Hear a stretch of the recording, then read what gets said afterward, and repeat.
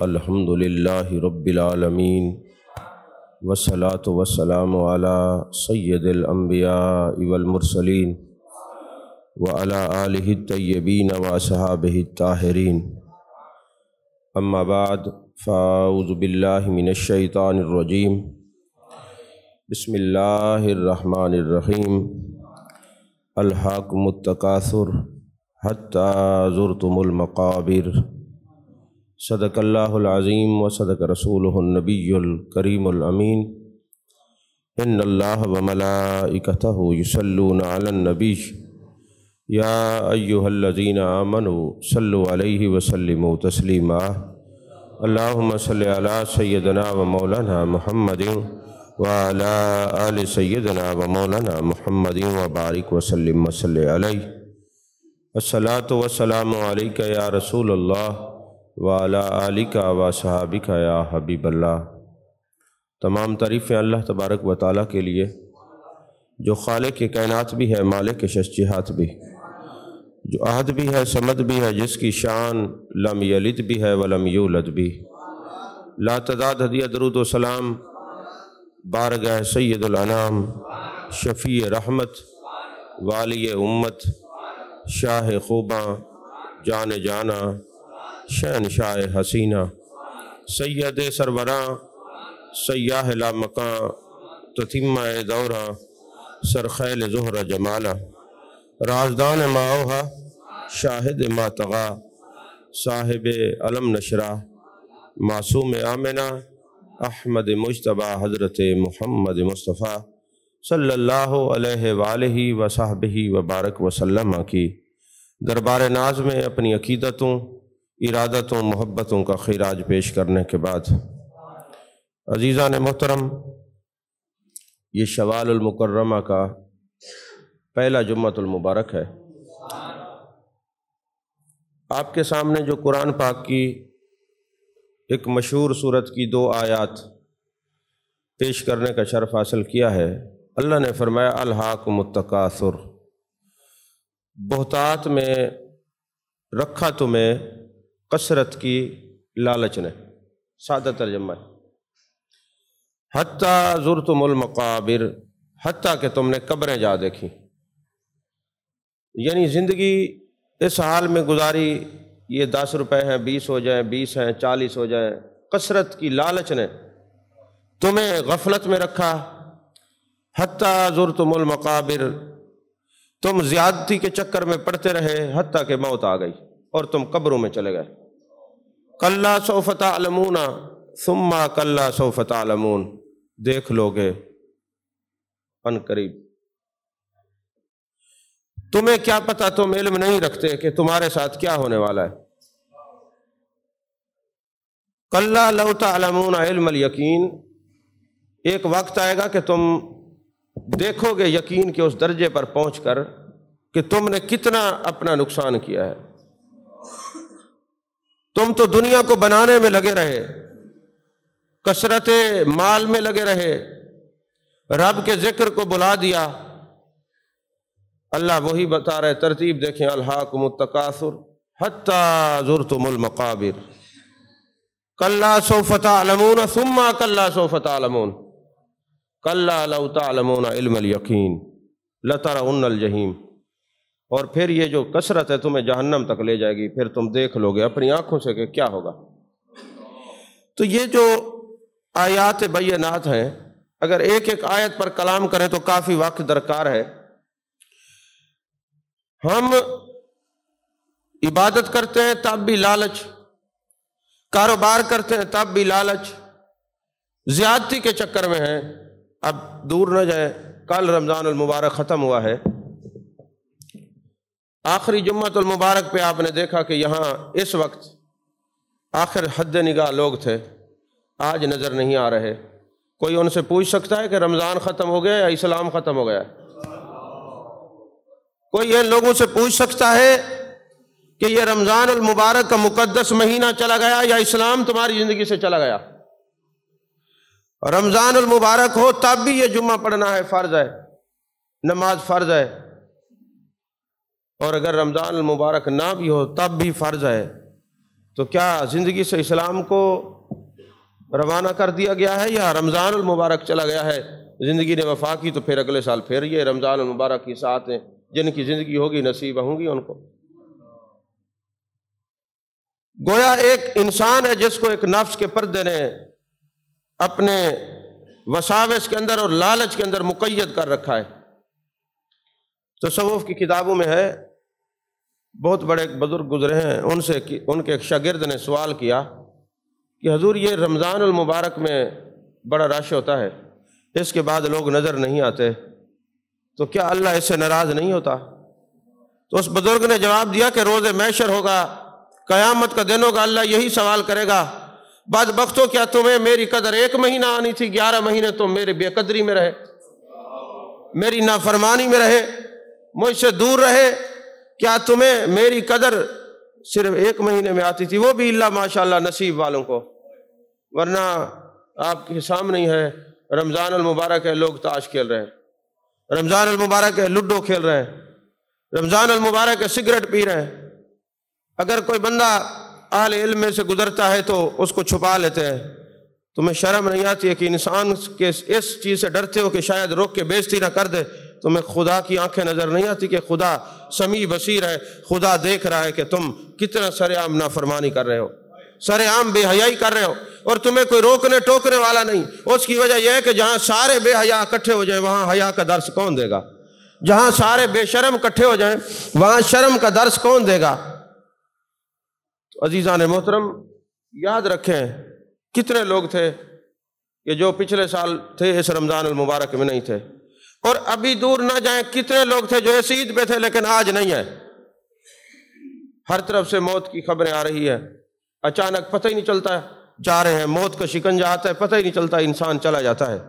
لیکن یاد رکھنا اب تو زندگی ہے، لوٹ کے بندہ آ سکتا ہے، پھر زندگی نہیں ہوگی، اٹھا کے اس کے پاس چھوڑ آئیں گے، سپرد خاک کر کے آئیں گے، اکیلی قبر ہوگی اور وہاں پوچھا جائے گا تم نے میری یہ قدر کی تھی، وہاں کیا جواب دو گے؟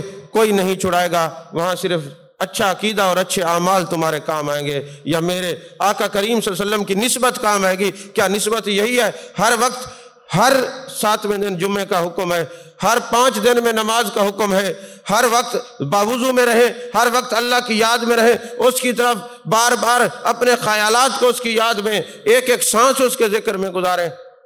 یہ ساری باتیں تو نوٹ ہو رہی ہیں، ساری باتیں تو لکھنے والے لکھ رہے ہیں، پھر اللہ تبارک و تعالیٰ خود بھی وہ کرامن کاتبین ہے جو لکھ رہے ہیں، اور پھر اللہ کی آنکھ سے کیا چیز چھپ سکتی ہے؟ پھر قرآن گواہ ہے، یومئذ تحدث اخبارہا، قیامت والے دن یہ ساری خبریں تمہارا وجود بیان کرے گا۔ یہ ہاتھوں کی لکیریں بھی بولیں گی، ہاتھوں کی انگلیاں بھی بولیں گی، یہ پاؤں بھی بولیں گے، یہ ہونٹ بھی بولیں گے۔ اگر آپ چپ بھی رہنا چاہیں گے تو آپ کے جسم کے اعضاء خدا کی بارگاہ میں کہیں گے میرے مالک یہ نافرمانی کرتے تھے، ہم نافرمانی کرتے تھے۔ یہ ساری باتیں قبر کے اندر ہر چیز کا جواب دینا ہوگا۔ تو عزیزان محترم، جو بندہ اللہ کے ذکر میں اور اللہ کی یاد میں فنا ہو جاتا ہے یا گم ہو جاتا ہے، اللہ اس کو کتنی رفعتوں اور برکتوں سے مالا مال کرتا ہے آپ سوچ بھی نہیں سکتے۔ حضرت بشر حافی رحمت اللہ علیہ کا نام آپ سنتے ہیں، نشے کے عالم میں، نشے کے عالم میں شراب پیتے ہیں، شراب کے بالکل رسیاں ہیں، ایک لمحہ شراب کے بغیر نہیں رہ سکتے۔ جس طرح ہم جو ہے وہ پردہ داری کے نشے میں ہیں، ہم شریعت کی دوری کے نشے میں ہیں، بد اعتقادی، بد تمیزی اور بد عملی کے نشے میں ہیں، اسی طرح وہ شراب پیتے ہیں۔ تو ایک لو پڑی ہوئی ہے زمین کے اوپر، لو وہ پھٹی ہو، لکڑی کی بھی ہو سکتی ہے، چاندی کی بھی ہو سکتی ہے، کاغذ کا گتا بھی ہو سکتا ہے، سب چیزوں کو لو کہا جاتا ہے، تو لکھا ہوا ہے اس کے اوپر اللہ۔ اب شراب کے نشے میں ہے، نشے کے حالت میں بھی اس کس سے غافل نہیں ہے، بد عملی ہے، بد اعتقادی نہیں ہے، عقیدہ اچھا ہے۔ وہ ایک لو اٹھاتے ہیں، اور تصوف کی آپ کتابیں پڑھیں نا، جو آپ خطابات سنتے رہتے ہیں، وہ سرسری اردو کی کتابوں میں سے 2-4 قصے اور کہانیاں پڑھیں، عوام کو سنا دی جاتی ہیں۔ اگر اس کو آپ ڈیپلی آپ سٹڈی کریں، اس کو دیکھیں نا، تو آپ کو یہ پتہ چلے گا کہ کئی ایسے نکات ہوتے ہیں جو آنکھوں سے پوشیدہ ہوتے ہیں، لوگ بیان ہی نہیں کرتے۔ تو تصوف کی کتابوں کے اندر جب مطالعہ کرے نا عربی والی حضرت بشر حافی کے، تو وہ کہتے ہیں ان کے پاس 4 درہم تھے، دنیا کی جمع پونجی 4 روپے تھے، 4 درہم تھے۔ 4 درہم میں سے انہوں نے 3 کی خوشبو خریدی، اس جو لو تھی اس کو دھویا، دھو کے وہ جو 3 درہم کی خوشبو تھی اس کے اوپر لگائی اور اس کو اپنے گھر میں اونچی جگہ پر رکھ دیا۔ اب رات کو جب وہ سوتے ہیں تو دیدار حق نصیب ہوتا ہے، اور دیدار حق ممکن ہے۔ فتاوی شامی کے اندر پورا باب ہے۔ تو کہا تم نے میرے نام کو اونچا کیا ہے اور تو نیچے رہے، تو میرے نام کو خوشبو آلود کرے اور پھر گندگی اور بدبو میں تو رہے، یہ کیسے ہو سکتا ہے؟ اور ظاہر سی بات ہے اس کی طرف سے سلام آ جائے تو زندگیاں بدل جاتی ہیں، اور پھر زیارت ہو جائے جس کو۔ اب یہ علیحدہ درجات ہیں کہ جیسے وہ عفو و کرم کر دے اس سے کیا ہوتا ہے، جیسے وہ راضی ہو جائے اس کی زندگی کیسی ہوتی ہے، یہ باب ہے تصوف میں۔ جس سے وہ محبت کر لے اس کی زندگی کیسی ہوتی ہے، جیسے وہ مودت کر لے اس کی زندگی کیسی ہوتی ہے۔ وہ اپنے بندے سے کسی سے عفو کرتا ہے، کسی سے کرم کرتا ہے، کسی سے محبت کرتا ہے، کسی سے مودت کرتا ہے۔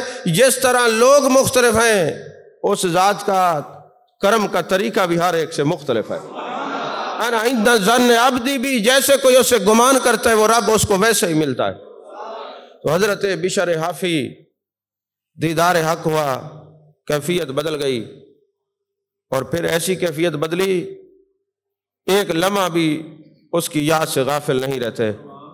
اور جس وقت ان کو یہ لوح ملی تھی نا، اس وقت وہ ننگے پاؤں تھے، چونکہ نشے کی حالت میں تھے، شراب پی ہوئی تھی تو نشے کی حالت میں تھے۔ کہنے لگے مجھے جس وقت توبہ نصیب ہوئی ہے یا میں نے اپنے رب کی طرف رجوع کیا ہے تو اس وقت میں ننگے پاؤں تھا، کیونکہ جس حالت میں مجھے توبہ نصیب ہوئی اسی حالت میں مجھے رہنا عزیز ہے، میں زندگی بھر جوتی نہیں پہنوں گا۔ تو حضرت بشر حافی کا معنی ننگے پاؤں والا ہے، بشر آپ کا نام ہے۔ تو بشر حافی ساری زندگی ننگے پاؤں رہے، جوتی نہیں پہنی۔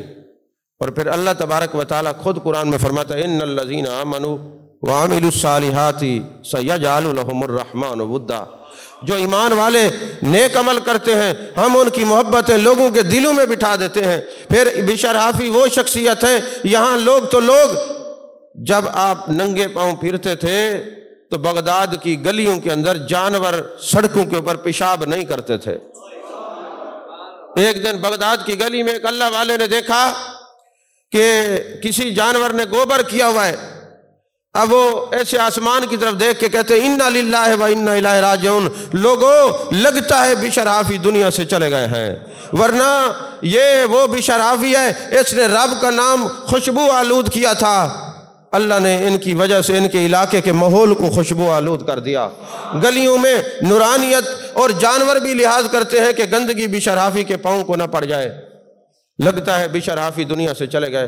اور وہی ہوا، لوگوں نے دیکھا کہ حضرت بشر حافی کا اس دن وصال ہو چکا تھا۔ اور ابن خزیمہ بہت بڑے محدث ہیں، ان کی حدیث کی کتاب ہے مسند خزیمہ، پڑھتے ہیں علماء جانتے ہیں۔ انہوں نے ایک بات لکھی کہ جب حضرت بشر حافی دنیا سے چلے گئے تو اللہ والے نے دیکھا کہ حضرت امام احمد بن حنبل کی خواب میں زیارت کی، کیونکہ امام احمد بن حنبل پر بھی بڑے ظلم و ستم ہوئے کہ تم قرآن کو کہو یہ اللہ کی مخلوق ہے، انہوں نے کہا نہیں کلام ہے، کوڑے پڑے، ظلم و ستم ہوئے، مگر امام احمد بن حنبل نے کہا نہیں یہ کلام ہے۔ تو اس آدمی نے امام احمد بن حنبل کو دیکھا، ان کا زمانہ ایک ہی ہے اور مزارات بھی ایک ہی محلے میں، ہم تو کئی بار زیارت کر رہے ہیں، ہماری خوش قسمتی ہے۔ اور بشر حافی کی قبر پہ مجھ جیسے عاجز کو کئی بار حاضر نصیب ہوئی بغداد کے اندر، اسی سال بھی ہم الحمدللہ ہو کے آئے۔ تو بلکہ میں ان کی مزار پہ کھڑا تھا تو میں نے اونچی آواز میں کہا بشر حافی مجھے آپ سے بڑا پیار ہے، مجھے آپ سے بڑا پیار ہے۔ تو میرے ساتھ بڑے بڑے علماء تھے، انہوں نے کہا جی یہ آپ نے کیسے بات کی؟ میں نے کہا تصوف کی فلاں فلاں کتاب میں یہ بات لکھی ہوئی ہے، جو بشر حافی کی قبر پہ کھڑا ہو کے کہے گا مجھے آپ سے بڑا پیار ہے، اس کا خاتمہ ایمان پہ ہوگا، تو اس کی مرتے وقت زبان پہ کلمہ جاری ہو جائے گا۔ وہ سارے علماء کہتے ہیں اچھا یہ بات ہے تو ہمیں بھی ان سے بھی بڑا پیار ہے، ہم بھی بڑا ذکر کرتے ہیں ان کا۔ وہ بشر حافی رحمت اللہ علیہ۔ تو بندے نے امام احمد بن حنبل سے سوال کیا کہ یہ بتاؤ مرنے کے بعد کیسی رہی ملاقات؟ جس کے لیے ماریں کھائی ہیں، کوڑے کھائے ہیں، ننگے بدن کے اوپر تمہیں سزائیں ملی ہیں، بتاؤ ملاقات کیسی رہی؟ تو کہنے لگے اللہ نے مجھے سونے کی جوتی عطا فرمائی، فرمایا احمد بن حنبل اس کو پہن لے، کیونکہ تو نے میرے لیے مار کھائی ہے نا، اور جو ہمارے لیے مار کھاتا ہے ہم اس کا بدلہ بڑا اچھا چکاتے ہیں، جزا بڑی اچھی دیتے ہیں، تو لہٰذا یہ جنت میں یہ سونے کی جوتی پہن لے، ساری جنت میں پھرتا رہے، تجھے کوئی نہیں پوچھے گا، جہاں تیرا دل کرتا ہے چلا جا۔ کہتے ہیں میں نے پھر اگلا سوال کیا، میں نے کہا بشر حافی بھی تو قریب ہی میں دنیا میں گئے ہیں، ان کا کوئی حال حوال؟ کہتے ہیں کمال ہے، کیا بات ہے، واہ واہ واہ واہ، عربی کے جملوں کا ترجمہ واہ واہ کیا بات ہے۔ میں نے کہا اتنی واہ واہ کیوں کر رہے ہو؟ کہتے رب کعبہ کی قسم، جب مجھے دیدار حق نصیب ہوا مرنے کے بعد، رب کے سامنے میں گیا، اگر کوئی شخصیت رب کے سامنے موجود تھی اور اس کے سامنے دسترخوان بچھا ہوا تھا اور اللہ شان کریمی سے اس کی طرف متوجہ ہو کے کہتا ہے بشر تو میرے لیے کھانا نہیں کھاتا تھا، یہ کھا لے، تو میرے لیے پانی نہیں پیتا تھا، یہ پی لے، خدا کی قسم واہ کیا بات ہے۔ وہ اگر کوئی شخصیت ہے تو حضرت بشر حافی ہے، حضرت بشر حافی ہے۔ ظاہر سی بات ہے، بندہ ہے، انسان ہے، جب رب سے وفا کرتا ہے تو پھر اللہ اس کے لیے وفاؤں کے دروازے کھول دیتا ہے۔ حضرت ابراہیم بن خواص رحمۃ اللہ علیہ نے روح البیان کے اندر ایک بات لکھی، اس سے بشر حافی کی فضیلت بھی ہے اور ماں باپ کی شان بھی ہے۔ ابراہیم خواص کہتے ہیں کہ میں کعبے کا طواف کر رہا تھا تو اچانک میرے دل میں ایک بات آئی کہ یار یہ جو علم لدنی جو رازدار الوہیت ہے حضرت خضر علیہ السلام کو، ان سے کوئی ملاقات ہو جاتی، ان سے کوئی دیدار ہو جاتا، ان سے کوئی زیارت ہو جاتی، تو کہتے میں دل میں یہ خیال کر رہا تھا کہ ان سے ملاقات، کعبے کا طواف بھی کر رہے اور سوچ بھی رہے، ابھی میں نے یہ خیال کیا ہی تھا، ایک بندہ آیا بڑا نورانی چہرہ تھا، اس نے کہا السلام علیکم، میں نے کہا انت خضر؟ اس نے کہا نام انا خضر، ہاں میں خضر ہوں۔ کہنے لگے ابھی میں نے دل میں سوچا ہے اور آپ تشریف لے آئے، میرے چند سوالات تھے، ان کے جواب عطا فرمائے۔ انہوں نے کہا جی پوچھئے۔ کہنے لگے ایک بات تو بتائیں، اللہ کے نزدیک حضرت امام شافعی کا کیا مقام ہے؟ اب یہ ایک علیحدہ خطاب ہے کہ یہ اللہ والوں سے مل کے پوچھتے کیوں تھے کہ ان کا کیا مقام ہے، اس میں راز کیا ہے، اس میں حکمت کیا ہے؟ اب وہ کہتے میں نے پوچھا کیا کیسے امام شافعی کا مقام کیسا ہے؟ انہوں نے کہا کبھی تو نے وہ ہاتھ والی چکی دیکھی ہے؟ کہا جی دیکھی ہے۔ کہا درمیان میں کلی ہوتی ہے، جب چکی چلاتے ہیں تو کلی کے اندر وہ پاٹ ہوتے ہیں اور پھر گندم کے دانے پھینکے جاتے ہیں، تو وہ جو کلی ہے نا عربی میں اس کو کہتے ہیں وتد، اور یہ ولایت کے اندر ایک درجہ ہے اوتاد، یعنی اوتاد اس درجے کو کہتے ہیں جہاں زمانے کی ولایت اس کے گرد گردش کرتی ہو۔ حضرت امام شافعی سے کے بارے میں پوچھا جی وہ کیا ہے؟ انہوں نے کہا وہ زمانے کے اوتاد ہے۔ کہا امام احمد بن حنبل کا مقام کیا ہے اللہ کے نزدیک؟ کہا وہ مقام صدیقیت پر فائز ہے۔ پوچھا بشر حافی کا کیا مقام ہے؟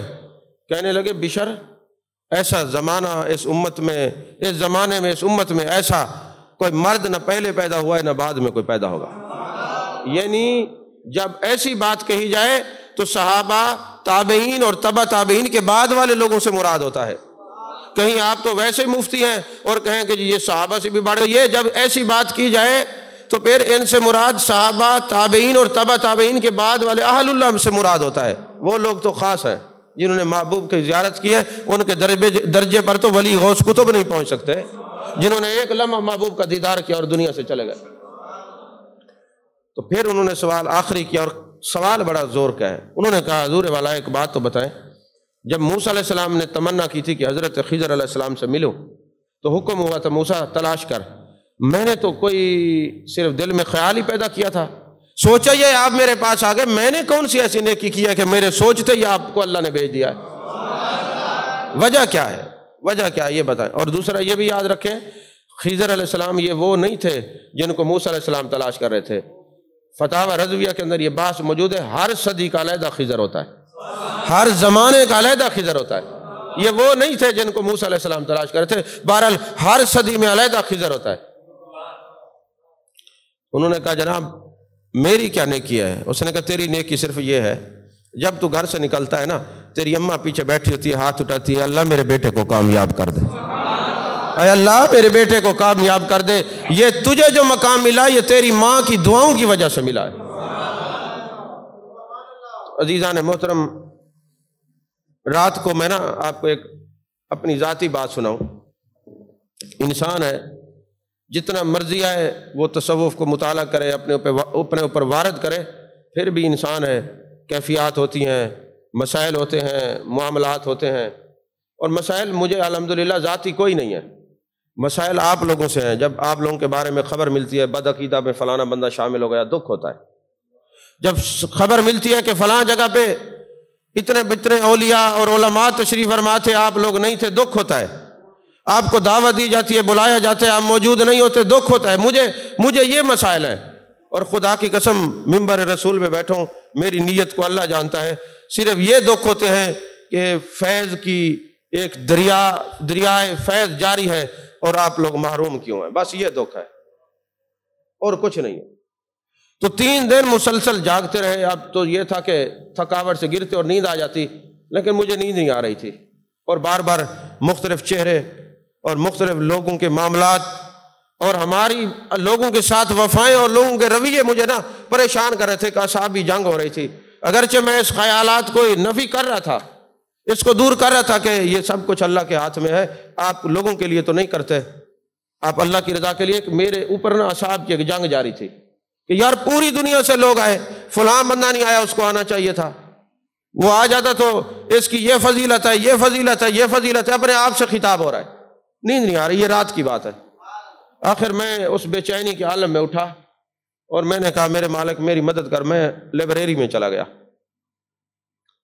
تو لائبریری میں جب چلا گیا تو سامنے نے مجھے دیکھا میں نے کون سی کتاب پڑھوں، تو میری نظر نہ سب سے پہلے روض الریاحین امام یافی جو کعبے کے امام ہیں ان کی لکھی ہوئی کتاب تھی، اور اس پر پڑھی۔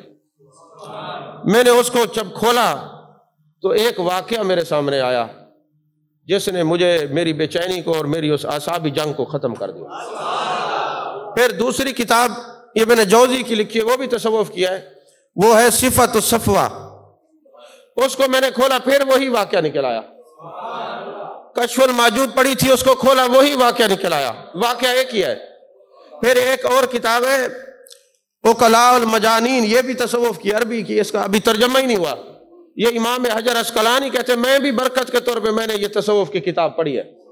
اس کو کھولا تو پھر وہی واقعہ نکل آیا۔ میں نے کہا شاید رضائے خداوندی نظر آتی ہے کہ اس کو پڑھا جائے، اس میں کوئی میرے سوالات کے جوابات ہیں۔ اب میں وہیں بیٹھ گیا اور یہ ساری کتابیں سامنے رکھ لی، عربی میں تھیں، اور کشف الموجود جو تھی وہ فارسی میں تھی۔ میں نے وہ پڑھنا شروع کیا، تو جیسے میں نے پڑھا تو وہاں ایک بزرگ ہیں جن کا نام تھا شیخ عبد الواحد بن زید رحمۃ اللہ علیہ، وہ 177 ہجری میں ان کا وصال ہوا، یعنی تبع تابعین میں سے ہے۔ یہ خیر القرون کے زمانے کے قریب کے ہیں، اور یہ حضرت خواجہ حسن بصری جو مولا علی کے شاگرد اور مرید ہیں، یہ ان کے مرید ہیں۔ یعنی 177 ہجری میں، 177 ہجری، اب تو 1446 سے اندازہ لگائیں، یعنی 1300 سال ہو گئے اس بندے کو دنیا سے گئے ہوئے۔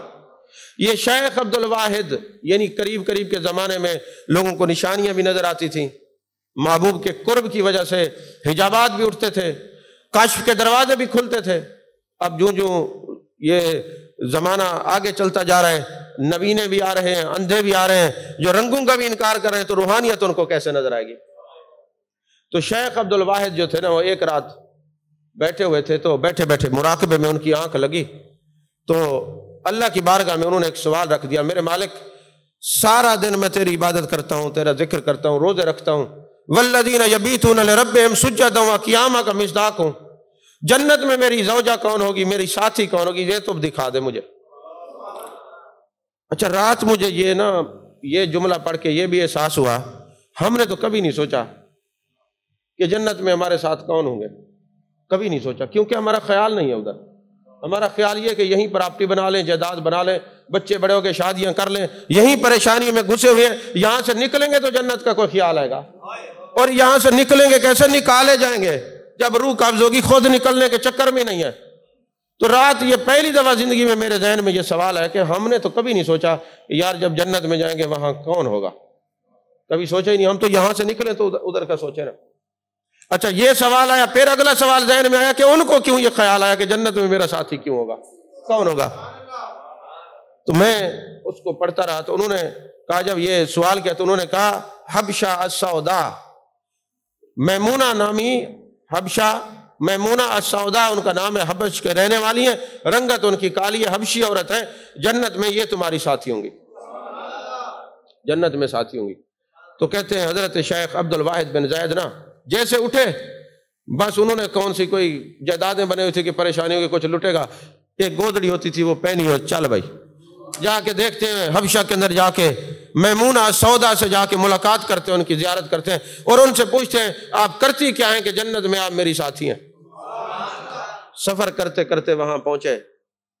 اچھا اگلا سوال جب میرے ذہن میں آیا نا تو پھر میں خود سوچنے لگا، کتاب میں تو جواب نہیں تھا۔ آپ کبھی جاتے ہیں نا کسی جگہ پہ گھومنے پھرنے کے لیے، اللہ کے جو مقدس جگہ ہیں وہاں تو نصیب والے جاتے ہیں، ورنہ آپ کبھی کون سی گلی میں پہنچے ہوتے ہیں اور کبھی کون سی گلی میں، اور آپ بند گلی میں بھی پہنچیں گے، قبر جس کو کہتے ہیں۔ پوچھو نا بھائی عرس میں کیوں نہیں آتے؟ دوستوں کے ساتھ نتھیا گلی میں گیا ہوا تھا، میں نے کہا ایک گلی ایسی بھی ہے جو بند ہے، واپسی نہیں آؤ گے، ذہن رکھنا، ایسی گلی میں رہو کہ جہاں وہ جو گلی بند ہے نا وہ بھی تمہاری روشن ہو جائے، قبر نور علی نور ہو جائے، ادھر کا بھی سفر جاری رکھو نا۔ تو عید پہ نہیں آئے، عبادت کے لیے نہیں آئے، 27ویں پہ نہیں تھے، ختم پہ نہیں تھے، یہ سوال کرتے ہیں نا، دوستوں کے پاس گئے تھے، رشتہ داروں کے پاس گئے تھے، فلاں آیا ہوا تھا، فلاں گیا ہوا تھا، کہتے ہیں نا، بہانے کرتے ہیں۔ تو کبھی ایسا بھی ہوتا ہے کہ آپ کہیں دوستوں کے ساتھ کسی جگہ پہ چلے جاتے ہیں، تو چلے میں بیت اللہ کی مثال دیتا ہوں، دنیا کی مثال نہیں دیتا، حج عمرے پہ چلے جاتے ہیں، بچے آپ کے ساتھ ہوتے ہیں یا آپ کے دوست احباب ساتھ ہوتے ہیں، آپ کیا کہتے ہیں؟ یار دیکھیں گنبد خضرا پہ کیسی نور کی بارش ہو رہی ہے، کتنا نورانی ماحول ہے۔ آپ شیئر کرتے ہیں یہ کیفیات؟ بولیے تو صحیح نا، کرتے ہیں۔ اسی طرح بیت اللہ پہ رحمت اور انوار و تجلیات کی بارش، آپ کہتے ہیں یار دیکھو کتنا رش ہے، یار کتنا نور ہے، یہاں تو دن ہی دن ہے، کرتے ہیں نا۔ تو وہ بھی اس لیے تلاش کر رہے تھے، جنت اس مقام کو کہتے جہاں رب کا دیدار کرایا جائے گا۔ کہا جنت میں جو میرے ساتھ بیٹھ کے جمال حق اور جمال خداوندی کو دیکھے گی، جو اللہ کا دیدار کرے گی، وہاں حجاب نہیں ہوں گے، بلا کشف رب کا دیدار کرایا جائے گا۔ میں اس سے کہوں گا میمونہ دیکھ میرے یار کا مکھڑا کیسا ہے، وہ مجھے کہے گی کہ دیکھ شیخ عبد الواحد رب کا دیدار کیسا ہے، ہم اس کے لیے تڑپتے تھے، مچلتے تھے، دیکھ جلوہ جہاں ہرا کیسا ہے، جلوہ حق کیسا ہے۔ بس یہ دیکھنے کے لیے آپ چل پڑے، یہ دیکھنے کے لیے چل پڑے ہیں۔ جب گئے نا تو کیا دیکھتے ہیں، وہ حبشہ کے اندر نا لوگوں سے پوچھا، انہوں نے کہا وہ تو پاگل ہے، تو نے کیوں ملنا ہے اس کو؟ کوئی نہیں سمجھ، پاگل پاگل کہتے ہو، اس یار کا ہوں میں دیوانہ، تم بھی پاگل ہو جاؤ گر دیکھ لو روئے جانانا۔ مجھے ایک بندہ کہنے لگا کہ میں ملنے کے لیے آیا آپ کو، تو ادھر میں نے ہوٹل سے کسی سے پوچھ لیا کہ یہاں پیر صاحب رہتے، انہوں نے آپ کو گالیاں دینی شروع کر دی۔ میں کہ ماشاءاللہ یہ میں خوش قسمت ہوں، ایسے علاقے میں رہتا ہوں۔ تو میں نے کہا انہوں نے تو گالیاں دی، یہاں کا ماحول آ کے آپ نے کیسا دیکھا؟ انہوں نے کہا ہر طرف بٹھے ہیں، آگ ہی آگ ہے، لیکن ادھر آ کے جنت کا ماحول ہے۔ جو کوئی نہیں سمجھ آئی، کہتے ادھر آیا تو یہ جنت کا ماحول ہے، یہاں تو علم کی بات ہے، یہاں تو عقیدے کی بات کی جاتی ہے، اور اتنا خوبصورت لائبریری، اور یہاں اہل علم آ کے فیض حاصل کر رہے ہیں اور اپنے قلوب و اذہان کو پاکیزہ کرنے کی کوششیں کر رہے ہیں۔ کہتے ماحول ہے، ماحول۔ تو وہ انہوں نے بھی پوچھا شیخ عبد الواحد نے کہ میمونہ، اس نے کہا وہ تو پاگل ہے، تم کیا کرو گے اس سے مل کے، کیا کرو گے؟ اللہ اکبر کبیرہ۔ کہتے میں گیا تو آگے اس نے برقع اوڑا ہوا تھا، اور اس کے برقعے کے پیچھے نا کپڑے کے اوپر نا ایک کچھ جملہ لکھا ہوا تھا عربی میں، جس کا معنی یہ تھا کہ یہ باندھی ہے، نہ یہ خریدی جا سکتی ہے، نہ بیچی جا سکتی ہے۔ آپ پتہ نہیں اس کو کتنا سمجھے ہیں، میں نہیں سمجھ پایا۔ کچھ پسے پردہ بکے، کچھ سرے بازار بکے، آج پھر ان کے خریدار نظر آتے ہیں جو کئی بار خریدے گئے، کئی بار بکے۔ یار جب سے ہم نے اپنے یار کے ہاتھ میں ہاتھ دیا ہے نا، بیعت کی ہے، بکے ہیں نا، اب نہ کوئی ہمارا خریدار ہے، نہ کہیں ہم دوبارہ بکیں گے۔ آپ کو نہیں سمجھ آ رہی؟ آپ بے چینی کے عالم میں بیٹھے ہیں لگتا ہے۔ تو کہا یہ نہ بیچی جا سکتی ہے نہ خریدی جا سکتی ہے، یہ جس کی ہے ہو گئی اس کی، جو اس کا ہو گیا اب وہ نہ اس کو کوئی خرید سکتا ہے نہ بیچ سکتا ہے۔ کہتے پہلے تو یہ جملہ میرے دل کو لگا کہ میں نے کہا صحیح جگہ پہ آیا ہوں، اور لوگ بھی ٹھیک ہے ان کے خلاف ہیں، جو اس کا ہو جاتا ہے زمانہ اس کے خلاف ہی بولتا ہے، بعد میں قبر پہ چادریں چڑھاتے ہیں جی ہمارے علاقے میں تھے بس ہم قدر نہ کر سکتے۔ تم تو وہ قوم ہو اور آپ کے علماء اور آپ کے رہبر وہ بدقسمت لوگ ہیں کہ آپ ان کو مانتے ہی مرنے کے بعد ہیں، زندگی میں مانتے ہی نہیں ہیں، کیونکہ آپ لوگوں کو منانے کے لیے مرنا پڑتا ہے، زندگی میں تو آپ قدر ہی نہیں کرتے۔ والدین کو بھی آپ نہیں مانتے، کل کھانی پہ بڑے بڑے جناب والا اے وانجے منڈی تو ٹرک گھنا کیلے دا سیب دا، زندگی میں باپ کو کبھی 1 کلو فروٹ پیش نہیں کیے، اور کل کھانی پہ لوگوں کو کھلانے کے لیے کتنا کچھ کرتے ہیں۔ وہ میں کیا کہوں کیسی قوم سے واسطہ پڑا ہے ہمارا۔ بعد میں آپ 4 پائی کے اوپر کپڑے بچھا کے کھڑے ہوتے ہیں جی وہ ہمارے جدی پشتی پیر ہیں، ان کو یہ ہم نے بسترا دینا ہے اور فلاں کرنا ہے، زندگی میں چاہے باپ کے پہننے کی چادر ہی سیدھی نہ ہو ستھری نہ ہو۔ وہ لوگ ہیں، کیا آپ سے امید رکھے گا؟ بے وقوف ہوگا جو امید رکھے گا۔ تو کہتے میں جب وہاں پہ پہنچا تو میں نے وہ جملہ پڑھتے ہی حیران ہو گیا، اور میں نے دیکھا کہ وہ نماز پڑھ رہی ہیں، نوافل پڑھ رہی ہیں، اور ساتھ ہی بکریاں چر رہی ہیں، ریوڑ ہے اور بھیڑیے بھی ساتھ چر رہے ہیں، بکریاں اور بھیڑیے۔ یہ بھی میں حیران ہو گیا کہ یہ بگیاڑ، یہ جس کو سرے کیے نارا دنا، اور یہ اکٹھے چر رہے ہیں، یہ تو نقصان پہنچانا ہے۔ عجیب بات ہے، یہ صاحب کرامت بھی ہے۔ کہتے جب اس نے سلام پھیرا نا تو سلام پھیرتے مجھے دیکھا اور کہنے لگی شیخ عبد الواحد آج ہی چلے آئے ہو؟ اس نے ملاقات کا وعدہ تو جنت کا رکھا ہوا تھا، آج ہی چلے آئے ہو، ملاقات کا وعدہ تو جنت کا رکھا تھا، تم آج ہی چلے آئے ہو۔ میں نے کہا بس یہی دیکھنے کے لیے آیا ہوں، کچھ نصیحت تو کر دو۔ اب پتہ تھا یہ بھی جنتی ہے وہ بھی جنتی ہے، جنتیوں کی ملاقاتیں دنیا میں ہو رہی ہے۔ آپ بھی کرنا چاہتے ہیں کسی جنتی کی ملاقات؟ اشارہ دے دوں کون ہے جنتی جن سے ملاقات کریں؟ بس خواجہ حسن بصری سے کسی نے پوچھا جنتی اور جہنمی کی نشانی دنیا میں بتا دو، کہا تقویٰ یہ ہے جہاں اللہ فرمائے چلے جاؤ وہاں چلا جائے، جہاں فرمائے رک جائے، یہ حدیث پاک ہے، اس کو متقی کہتے ہیں۔ کہا جنت اس کے رضا کا مقام ہے، جہنم اس کی ناراضگی کا مقام ہے۔ آج بھی جو اس کی رضا کے مقام پہ تمہیں نظر آئے وہ جنتی ہے، اور جو آج بھی اس کی ناراضگی کے مقام پہ نظر آئے وہ جہنمی ہے۔ آج بھی آپ دیکھ سکتے ہیں کہ قبر المؤمن روضۃ من ریاض الجنہ، مومن کی قبر جنت کے باغوں میں سے باغ ہے۔ اگر کوئی مومن کی قبر پہ مراقبہ کر کے بیٹھا ہے تو جنتی ہے، جنت میں بیٹھا ہے۔ یہ مسجد جو ہے المسجد روضۃ من ریاض الجنہ، یہ مسجد جنت کے باغوں میں سے باغ ہے، یہ ذکر کے حلقے جنت کے باغوں میں سے باغ ہے، یہ علماء کی مجالس جنت کے باغوں میں سے باغ ہے۔ جو ان میں بیٹھا ہے جنتی ہے، ان کے چہرے کی زیارت کر لو، تم نے جنتی کی زیارت کر لیا۔ وہ اتنا مشکل نہیں ہے۔ اور شراب نوشی کے اڈے اس کے غضب کی جگہ ہیں، یہ تاش جوئے کی اڈے اس کے غضب کی جگہ ہیں، اور یہ جناب بے حیائی بے شرمی کے اڈے اس کے غضب کی جگہ ہیں۔ تو کہا جو غضب کے مقام پہ نکلتا نظر آئے وہ جہنمی ہے، اور جو مسجد سے نکلتا نظر آئے وہ جنتی ہے۔ توجہ ہے کہ نہیں ہے؟ تو یہ تو مشکل ہی نہیں ہے آج کے دور میں زیارت کرنا، ڈھونڈنے کی کوشش بھی نہیں، مل جاتے ہیں آرام سے، مل جاتے ہیں کہ نہیں ملتے جی؟ عزیزان محترم، کہا نصیحت کر دیجئے، نصیحت کر دیجئے۔ کہنے لگیں بات سنو، الہاکم التکاثر حتی زرتم المقابر۔ ترجمہ انہوں نے یہی کہا، آیت نہیں پڑھی۔ کہتی ہے دیکھو اللہ منصب دیتا ہے، دولت دیتا ہے، شہرت دیتا ہے، مال دیتا ہے، اولاد دیتا ہے، کس لیے دیتا ہے؟ یہ تمہاری نہیں ہوتی، تمہیں آزماتا ہے، تمہیں آزماتا ہے۔ اب دیکھیں نا، آپ کے بچے نافرمان ہو جائیں، آپ کو تکلیف ہوتی ہے کہ نہیں ہوتی؟ کسی پیر کا مرید نافرمان ہو جائے تکلیف ہوتی ہے کہ نہیں ہوتی؟ اچھا کوئی کسی کا دوست ہو اچانک بدل جائے تکلیف ہوتی ہے کہ نہیں ہوتی؟ اب انہوں نے یہ کہا کہ تکلیف ہوتی کیوں ہے؟ کہا وجہ یہ ہے کہ جب اللہ نے یہ ساری چیزیں آپ کو دی تھی، اچھے دوست ہوں، شاگرد ہوں، مرید ہوں، مال ہو، متاع ہو، دنیا ہو، گاڑی ہو، بینک بیلنس ہو، یہ آزمائش تھی، آپ نے ان سے دل لگا لیا۔ جب آپ نے ان سے دل لگا لیا، اب اس کی غیرت گوارا نہیں کرتی، میں نے تو دی تھی اس کو آزمائش، یہ آزمائش سمجھ کے ان کو اٹینڈ کرتا ہے، اس نے دل لگا لیا، اب ان کو دور کر دو، اور دور کر کے اس کو اس کی جگہ لذت عبادت دے دو، کیونکہ یہ ان کی محبت میں گم ہو کے اپنے رب کو بھول جائے گا، اور جو ان کی محبت میں گم ہوتا ہے اللہ اس سے لذت عبادت کو چھین لیتا ہے۔ ان کا زندگی میں آنا آزمائش سمجھ کے جو رکھتا ہے، ان ساری چیزوں کو وہ کامیاب رہتا ہے، جو ان سے دل لگاتا ہے اللہ اس سے عبادت لذت کو واپس لے لیتا ہے۔ کوئی سمجھ آئی ہے کہ نہیں آئی؟ تو کہتے ہیں اور پھر وحشت ڈیرے لگا لیتی ہے، پریشانیاں ڈیرے لگا لیتی ہیں، لہذا جب کسی کا ہلکا مریدین بہت ہو جائے تو ان سے دل نہ لگائے، وہ سمجھے یہ آزمائش ہے، بچے ہوں تو آزمائش ہے، مال اولاد ہو تو آزمائش ہے، ان سے دل نہ لگائے ورنہ لذت عبادت چلی جائے گی۔